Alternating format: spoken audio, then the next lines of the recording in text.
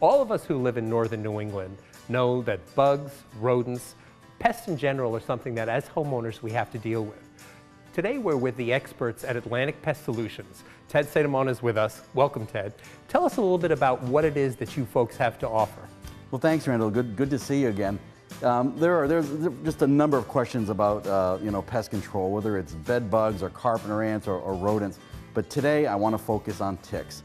It seems kind of odd. Today we're looking out the door and there's snow on the ground, and it seems kind of odd to be discussing ticks, but actually it's a pretty good time to address the problem. What many people don't realize is this cover of snow that we have outside acts as a layer of insulation. And ticks, deer ticks, black-legged ticks, the ticks that we're concerned about with Lyme disease, actually pass through a 2-year life cycle. And part of the life cycle involves going dormant in the winter and coming out as soon as spring arrives. Education, early detection are probably the 2 key components to protect you from deer ticks and Lyme disease or other co-infections. Firstly, ticks need to stay hydrated to be able to survive. If you can create an area that will allow direct sunlight, that will allow dry areas, dry wood chips, crushed stone, areas that ticks have to cross over to be able to find you as a host, you're going to make it less attractive and less habitable for them.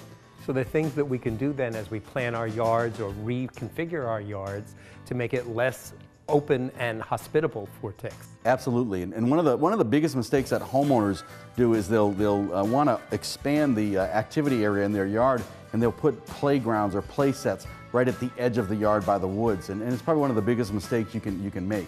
If we pull that into the center of the yard and allow for free roaming zones, then the chances are the kids aren't going to come into contact with the shrubs where the ticks are questing.